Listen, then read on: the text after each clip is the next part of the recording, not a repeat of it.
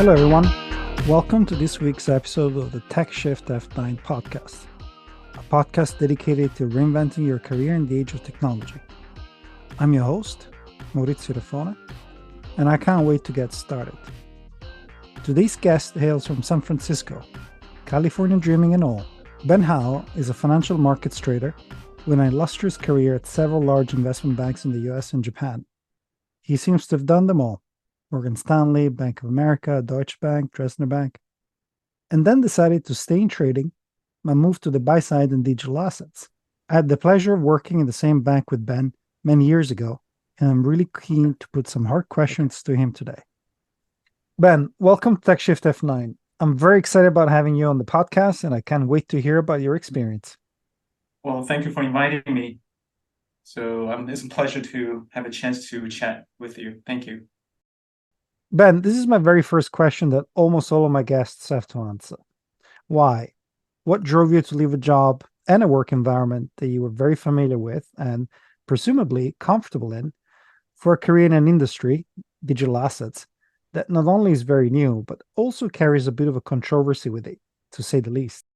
Yes, I find the digital asset crypto world has a lot of new innovations. I'm very interested in applying my skill set to this new I would say the new world, right?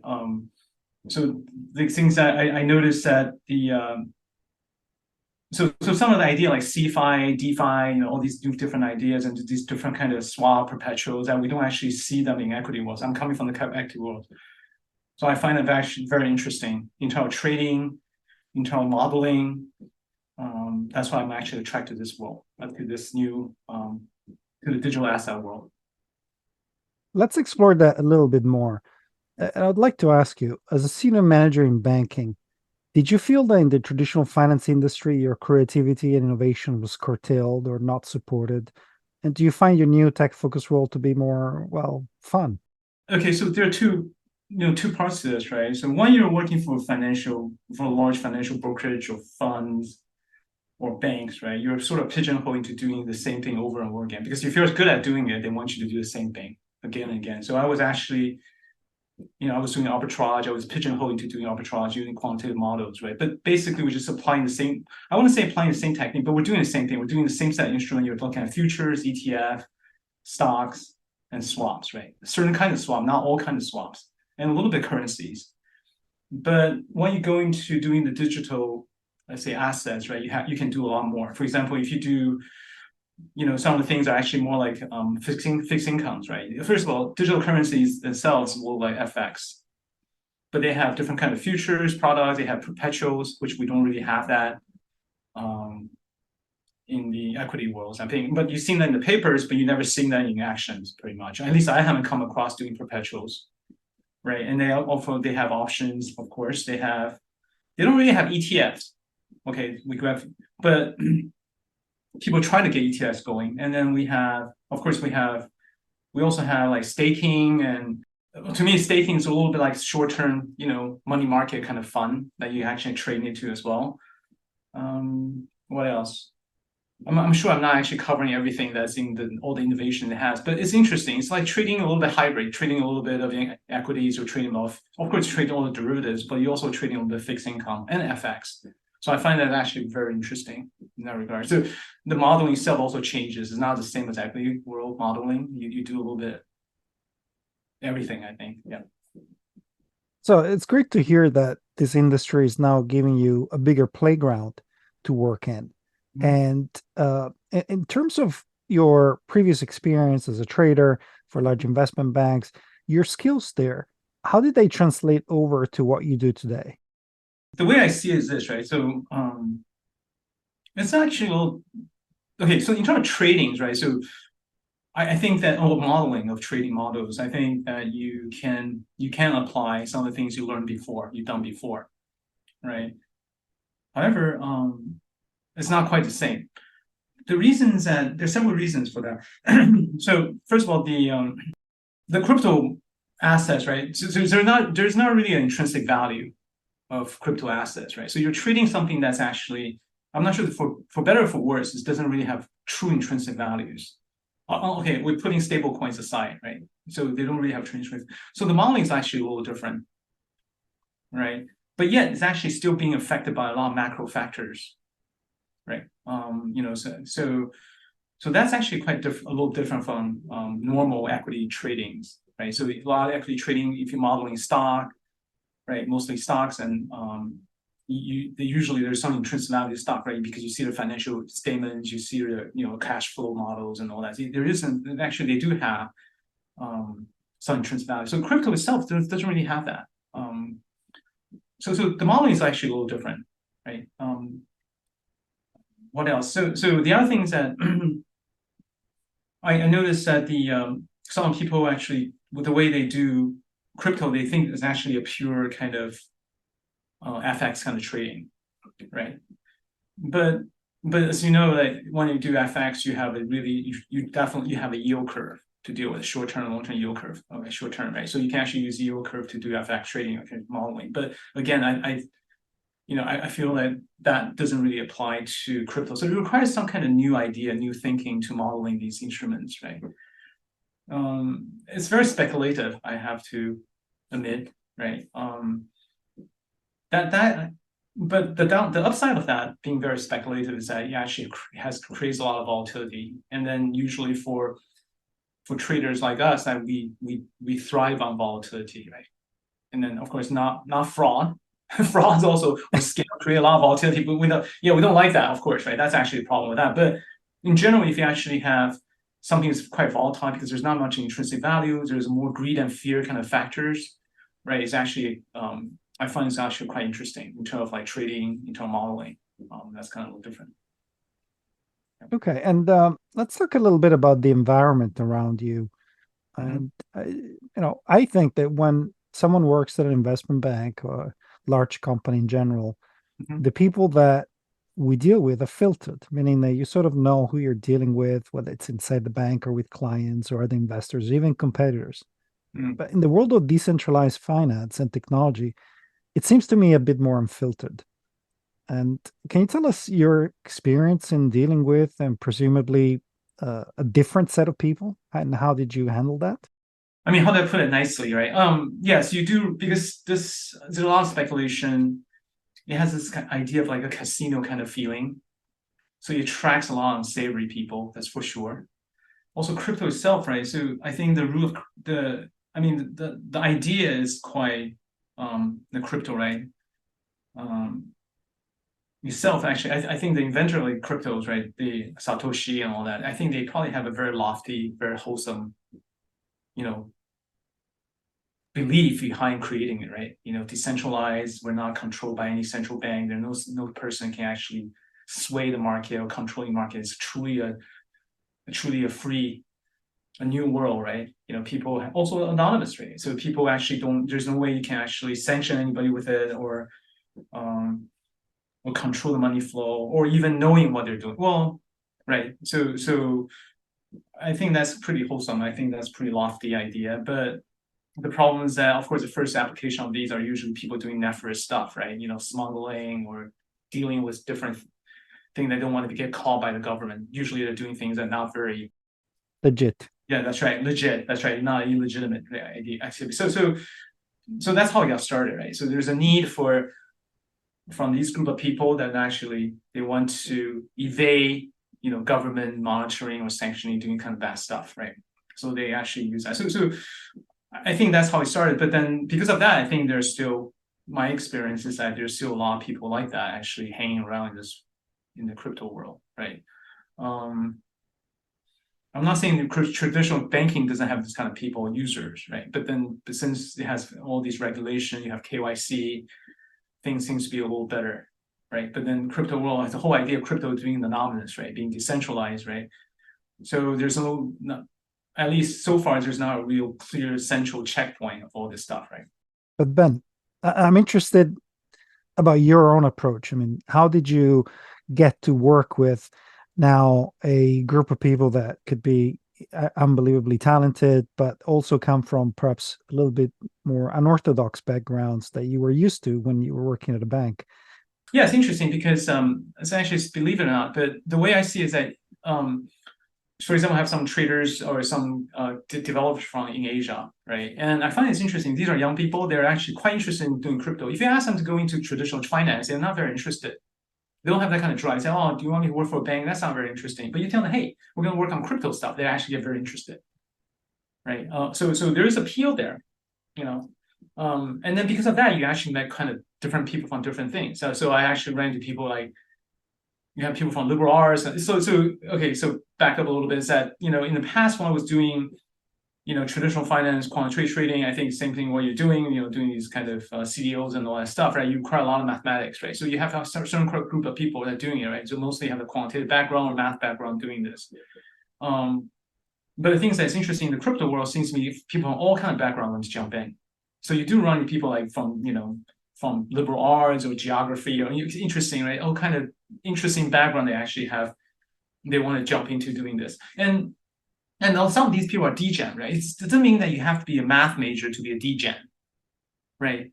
And just quite interesting. You run into these people, they know so much about crypto and also have a lot of good ideas as well, right? But then they're not really a quant kind of guys, right? It's not like, oh, you have to be, doing options, stochastic calculus or something to come with some new idea, new models or something like that. But they have a lot of good ideas. It seems to me that a lot of people feel, because some of them are actually driven by some kind of belief or ideal, right? Is that it's truly decentralized, you can actually do a lot more things, empower everybody in the financial world, right? And so that's why they come in here with that kind of idea. They feel it's more equitable, right? So you do run into people from different backgrounds. And a lot of people tend to be a lot younger. So Right. because they told me that they feel like in the crypto world, it's actually more equitable, right? It's actually another discussion maybe, but they just give them that kind of feeling there's hope, right? It's not like traditional finance. You feel like it's more controlled by powerful people, rich people, or connected people, right? In Asia, they feel like in crypto world, it's actually more for everybody. That makes a lot of sense. And we touched upon a little bit before about the hard skills and how the crypto world is giving you an opportunity to flex your intellectual interests and abilities into cool products. Or But in terms imagination of, as well. Some people's imagination, it seems to me they have some new idea how to do certain things or how to use crypto, how to use blockchain. So yeah. Mhm. but in terms of the education process that you went through since transitioning from traditional finance, how did you go through that? What worked for you? What perhaps didn't work so well? That's right. So it's actually, this is a very good question. I find it very interesting because so I was from a technology background, right? I got a technical degree, graduate degree from a very technical background, physical science background. When I did finance, when I switched to finance, what I did was I just got a bunch of books and started reading them, right? You have portfolio theorem, you have stochastic calculus, you have martingale, you have all kind of stuff. Just read them all, right? You may, of course, I'm not sure. I'm pretty sure I didn't understand them all, but I read them all, right? I read a lot of papers, general finance papers. I probably read, self-servingly. I actually read probably hundreds of papers, microstructure trading, these arbitrage stuff. But crypto is a little interesting. You don't have that many. There are papers, but not that many. So of course, when I first switched over, I did the same thing. I tried to find books, go to Amazon or go online, trying to find books to read them. Yeah, they give you some idea, right? And then I also go to some of the, like Binance or something. They have some introductory, they have some documents, white papers. You can read those. Pretty easy, but you don't get a lot of stuff. It turns out that crypto, what I find very difficult is that you have to gain a lot of information from Twitter, Discord, which I find very challenging because there's so much stuff out there. Some of them correct, some of them incorrect. But in turn, I have to turn to social media to learn the stuff. So I find it very. That's where the challenge really is. I think. Try to learn stuff on. But there's so much information. There is so much information on on Twitter or on these platforms. If you want to do crypto, you have to tap into that and actually read some of those stuff. I find that's very challenging. So the traditional finance, I didn't have this kind of problem.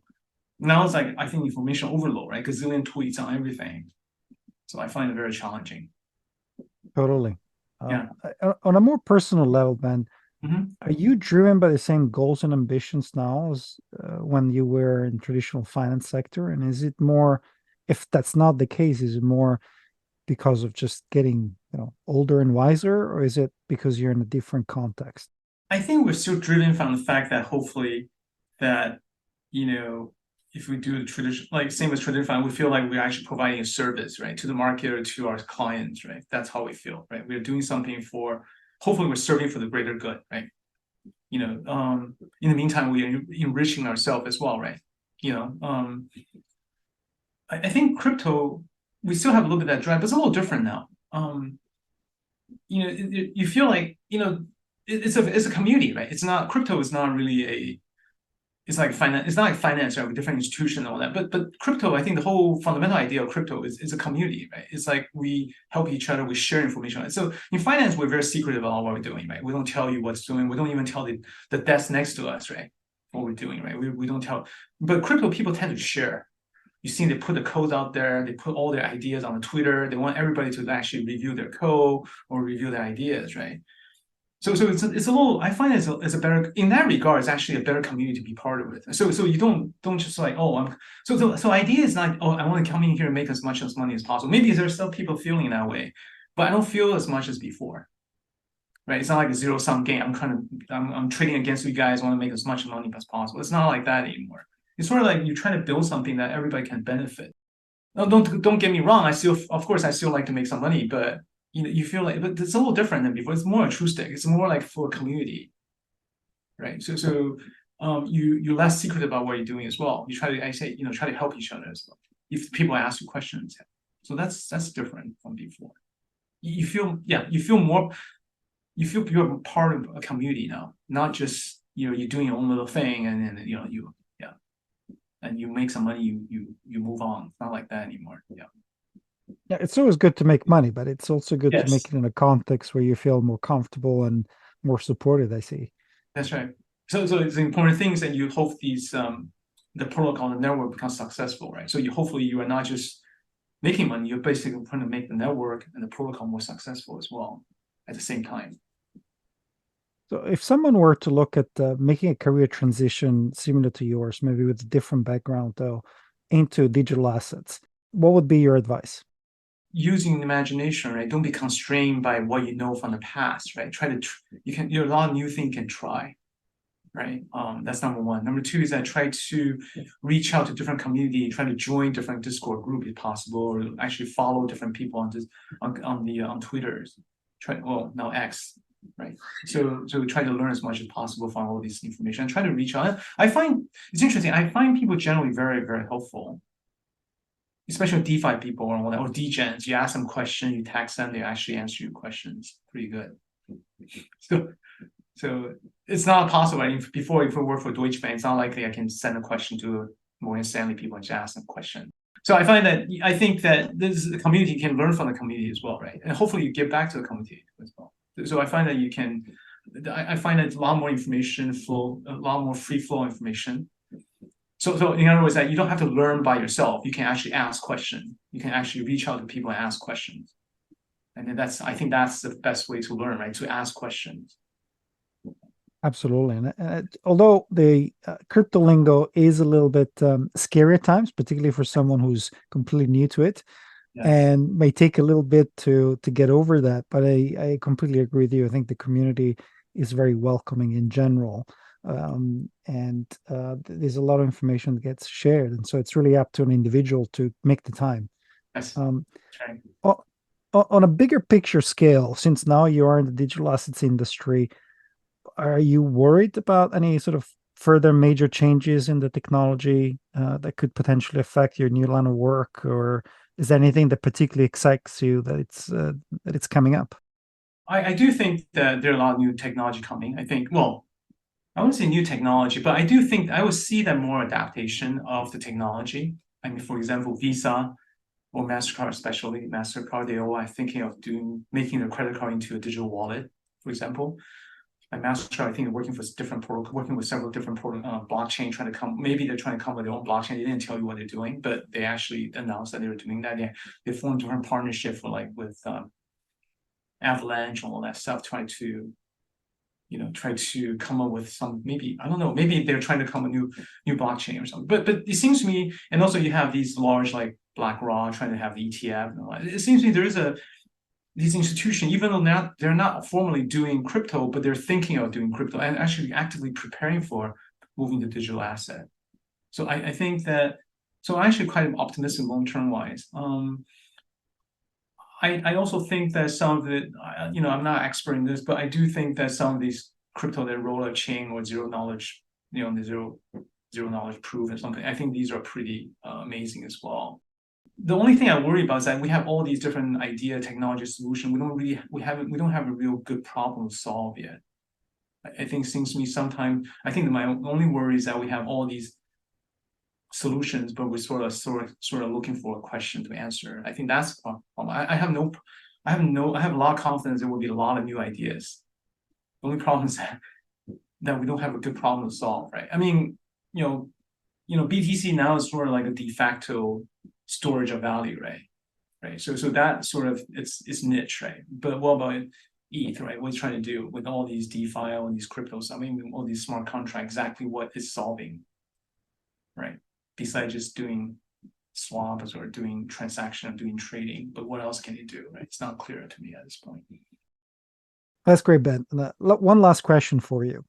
Now that you're in the digital asset space and you've been there a few years and with your finance background, when you look at talent, what are some of the traits and characteristics that you look out for and that you think will make someone successful in this industry?